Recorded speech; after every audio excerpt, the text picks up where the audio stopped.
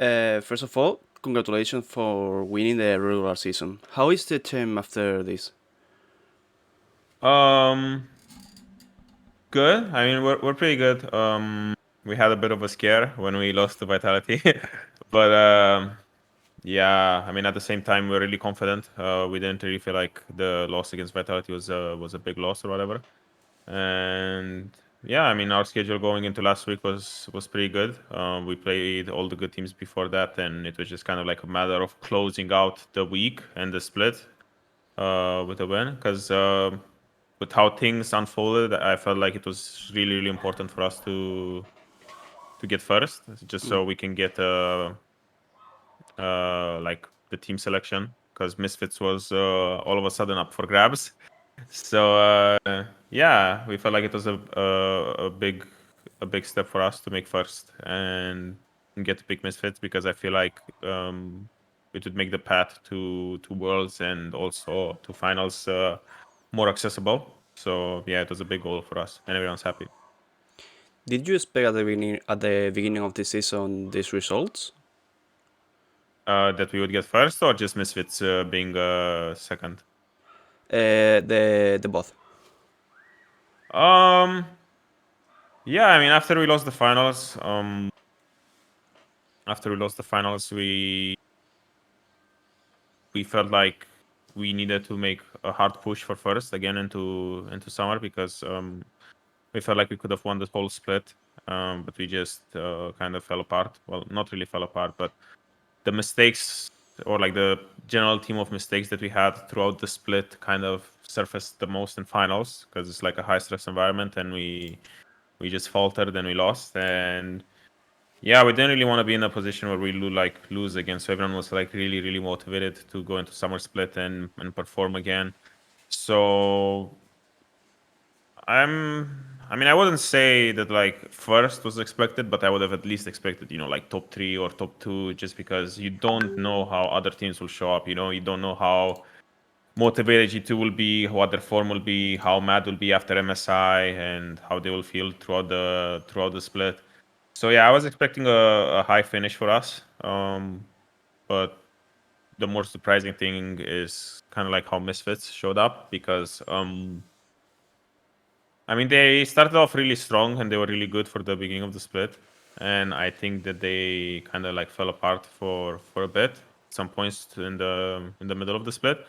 But they managed to pull it back together for the end. They had some pretty good comeback wins, and yeah, overall, Misfits is a nice surprise. It's just spicing things up for the LEC, especially because I'm not even sure if they made playoffs in spring. I don't think they did. Mm. But yeah, seeing No. them come back into summer with like such a good showing and such a like, different form than the Misfits that we've seen in spring is yeah, it was quite a refreshing thing to see for the league. You have been at the top of the table, but you have lost some games in the mid game. How are you going to approach this in the playoffs? Um I mean, I feel like it's been a general theme with us where we get big leads, and when it comes to kind of keep the snowball rolling, we kind of drop the ball a bit. But I feel like that's also the nature of our comps that we play. Most of the time, we have this like really strong early game that have a lot of priority execution comps where, yeah, if you drop the ball once, you kind of like the game kind of snowballs out of control for like you. So yeah, I feel like um there's moments where we are kind of like we have too many ideas on what to do, and that's kind of like where the throw happens because we're not really 100% on the same page, because Hmm. we have a lot of freedom in the way we play, just because we like being able to have these like freedom to be creative and kind of play off of each other instead of being this like strict rigid plan based team. So yeah, going into mid game, we obviously have to kind of get more on the same page. Not sure if like the comps are the problem for us. I don't think they are because yeah, we should be able to execute with like no matter what comps we're playing. But yeah, that's kind of like our main focus for playoffs, because I feel like right now it's kind of like our only weakness, where we just kind of drop the ball in the mid game when we have leads that we shouldn't throw. And given with how much goal lead we get from early game, I feel like we should be able to close out these games a lot cleaner. So yeah, going into playoffs, that's definitely our main point that we need to focus on. During the last weeks, we have been able to see you again with Kene and Tankench. Two picks that you are very good and give you much more weight in the game. How do you think these types of champions will work in the playoffs? Uh, I think it's really good for draft to be able to have picks like Cannon, for example, and Tam Kench. Not a lot of people are playing Tam Kench yet, but I think being able to have these sort of like pocket picks that are not really like meta but allow you to diversify your comp are really important, because there's not a lot of AP sources for the top lane, and most of the time the slot for top lane should be like an AD pick, because you're playing like a mage mid, or sometimes even like a mage bot, or like AP jungler and stuff like this. You kind of want to not put your all your eggs in one basket and all be AP, you know. Um, so that's usually like the slot for top lane. But since we have picks like Kennen and Tam Kench, well, Tam Kench is not so universal as Kennen is, where you can just kind of slot him into a comp and make him work no matter what. But having something like Canon gives you the possibility to just pick like, say like a Lucian mid or an AD mid, and just kind of get your AP source of damage from the top lane. And I feel like when you get into playoffs, into a best of five, and then you kind of have to show like a lot of different drafts throughout the series, I feel like that's when it comes in, because yeah, there's not a lot of bans. And say if you had a comp that was really good and really OP, and the team is trying to ban you out, then all of a sudden you have like the cannon pocket pick, let's say, where it can come in really useful to like balance out the drafts and stuff like this. So I feel like having these sort of like out of meta champions are really good, especially for a best of five. And besides being the best team, the best as a team, sorry, many consider you the best player on the top lane. Do you think you are the best in Europe at this position? Um, I know it's a lot easier also to look good, when you're on a top team. So I feel like I'm kind of in a position where, as long as I don't int and I'm playing fine, then there's gonna be this, question if I'm the best just because Rogue is the best at the same time. Um, but putting it like that, I feel like my performance in spring was, at least in regular season in spring, was I could argue a bit better than in summer, because I felt like the meta and the style that I was playing in spring was like better suited for like that patch. Um, but at the same time, I feel like others around me haven't been performing as well in summer. So yeah, even though my level in spring I would say was better than in summer, I feel like the level of others in summer has not been as good as it has been in spring. So yeah, I mean, it's hard to say in terms of consistency and stuff like that. I don't feel like I had a bad game at all this summer. I had games where I like popped off and stuff like this. Um, yeah, it's just hard, because I feel like my other top lane rivals, let's say like that, like the top laners from other teams have been having like some games where they're just having like where they're like inting like a couple of games in the split. And in the grand scheme of things, it's not a lot. You like, yeah, you int 1, 2, 3 games out of 18. That's not like a big sample size. It's like, yeah, it happens. But for me, I feel like when you think about it like that, I haven't really had a bad game yet this summer, if I remember correctly, I think.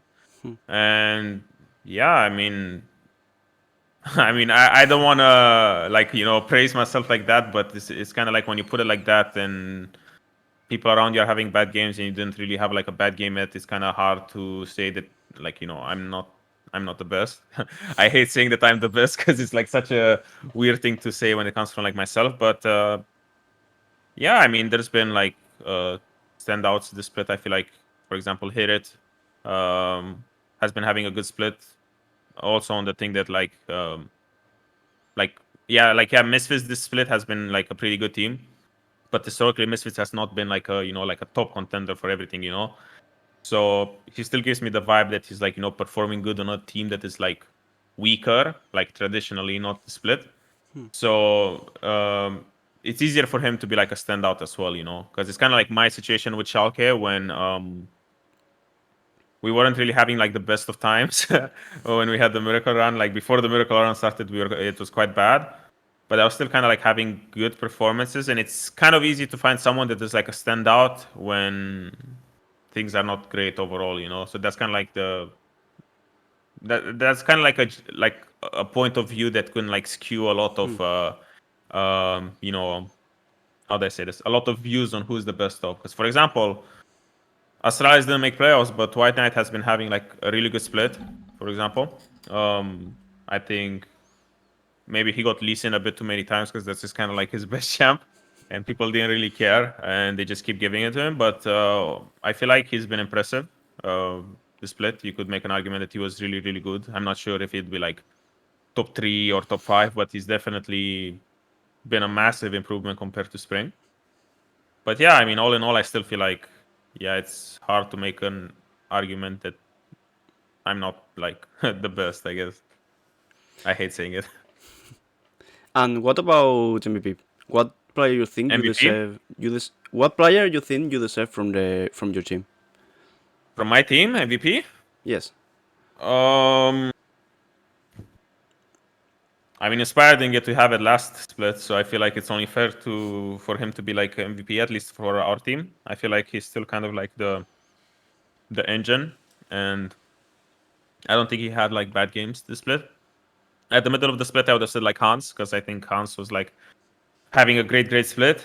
Not saying that he like dropped in form and stuff, but there have been like some unlucky games, like as a team where he's not really being given the tools to win. Like overall, like we haven't been like catering to his needs to like perform the best as we have been throughout like the beginning of the split. But I feel like Inspire just has been consistent, and he's like doing his job every game. So I feel like he's still like deserving of it from our team. In recent days, there has been a controversy about training the LPL with more than 12 hours each day. What do you think about this, and how do you think it can affect you physically and mentally? I mean, this thing with LPL 12 hours is nothing new. Like, even for like LEC, for us, I think, I mean, how long am I a pro now? Like 7 years? I think for like 5 out of my 7 years or 6 out of my 7 years, I feel like I've, like, yeah, maybe not with the team, or like scrims, but when it came to like scrims plus solo queue, I think I was doing like 12, 14 hours a day for like, 6 years straight. And yeah, it gets to you because it's like what? It's like 6 hours with the team of scrims, and then it's another 6, 7 or 8 hours of solo queue. Because that's kind of like there's always this thing, where if you're not at the top of your level, then there's always someone else ready to take it. And yeah, I mean it's definitely brutal. It's really rough. You don't really get to have time off. You I felt like since that was like the culture and the environment that like everyone one from like my teammates and like my past team were doing it. Everyone was doing like 12, 14 hours of solo queue schedule, even like more. I think there was a time where we were doing like 14 hours, 14, 16. You would just sleep 8 hours, and you'd wake up and you'd play solo queue plus scrims all day, and you'd probably get in like 16, 17 games of League of Legends a day. And we did this for years, and it just feels hard because there are times where you feel like you're just not in the mood to do it. You just want to like a break for a week or something from like that whole schedule during the split. And it's hard because it's kind of like culturally that was kind of like the only thing we knew. That was the culture where everyone used to like grind. And we never really like talked about it. We're like, hey guys, we need to grind 14 hours of league a day. It was always just like it was always there, in the back of the room, well, in the back of our head, it was always there that we need to like grind a lot. And yeah, I mean, there was times where I'm like just chilling at like 11 or 12 in the night, and I look to my left and my right, and and I see people playing solo queue, and I'm like, I'm really not in the mood, but everyone's playing solo queue, and I feel like if I wouldn't play, I would be letting my teammates down, you know? So there was always this like peer pressure that everyone needs to like keep grinding, you know, because I wouldn't want to like be seen as lazy, you know, because at least that's how the culture was in the scene. And I feel like it's still the same now. Maybe a bit less. Now you're kind of like putting into question, for example, for me, because I'm a veteran for like such a long time. I'm kind of at the point where I know what I need, you know, like what's more important. Do I need to get my mechanics up a bit? Because there's obviously times, you know, where I feel like, yeah, I'm not maybe playing the best, and then I go on like 2 weeks solo queue spam where I'm playing like 14, 16 hours a day, just to kind of get back into like perfect shape. But then you reach a point where you're gonna go into solo queue, you're gonna get griefed, you're gonna get inted, you're gonna tilt a bit, and then you're kind of waging like, do I wanna gamble it in a way and try to get my level up a bit more, or do I wanna kind of stay at the same very good level, but kind of conserve my mental like state, you know? Because I feel like it's such a fragile balance when it comes to this that you can be having the best form of your life, and all it takes is like couple of bad games where you tilt to kind of break down on like on all that like mental stability, you know, because it's not only like about mechanics, you know, because uh, you can have all the mechanics in the world, but if your mental state is not like the best and you feel like you can't really achieve the same like, you know, level of gameplay over like 20 or 30 games in a row, then I feel like that's also an issue that makes you kind of like a coin flipper, you know. And I'd rather have that level of like stability where everyone kind of like knows what to expect from me throughout like the whole like, you know, scrims, official games, and all of this. So yeah, like if I'm making a mistake, then it's kind of like a consistent mistake where we can go and then see, hey, what's causing this? We can fix this for next time, and then we have kind of like a foundation to work with, you know.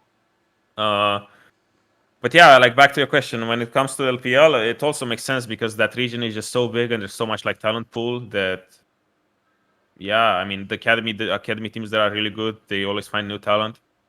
So yeah, in a way, it makes sense because if you're not at the top of your level, then there's always someone better than you. And yeah, I feel like we have kind of the same culture here in EU. They're just everyone is grinding a lot of time. Not like in NA. In NA, you just scrim and then you go home. But here my day starts at 11, at 11 or like 11 whatever. I come to the office and I leave the office at 2 in the night, and between then I'm just playing League because that's just the schedule you kind of need to win, you know. And then it's kind of like up to me to say if this is too much, you know. If this is too much, then I won't leave at 2. I need to leave earlier and just maybe take an evening off or something. Because usually what I do is like when I feel like it's really getting to me and it's really hard, I just go home one day after scrims and I just don't do anything. I don't play solo queue for like the rest of the night. And then next day when I come in, I'm completely fresh. But so far this split, I haven't taken a day off yet. So far this split, I'm still on the grind. And now we are asking for the playoffs, and Hirit will be your first opponent. How do you think your match against him such a will be? Sorry. Oh, I'm not so concerned. I think he's good. I think he's one of the standouts for this split. His performance is pretty good. But I don't like when I played him. I didn't really feel like he was doing anything like out of the ordinary that was like surprising. I felt like he was solid and he was playing fine. So I don't feel like there's something in his pocket, you know, that can like surprise me. It's not like you know, when you play against uh let's say Wonder. Because when you play against Wonder, it feels like you're playing against the whole of G2, you know, because the way they play as a team is like good and top lane is also very involved. And it feels like more of an effort, more like of a team effort to win against like, you know, Wonder or G2 and stuff like this. While against Heret, I feel like it's more of a individual matchup. So I feel like it's not something I'm like worried about or concerned about. Obviously, I'm not gonna think that he's like an easy matchup because he's good and his team is good.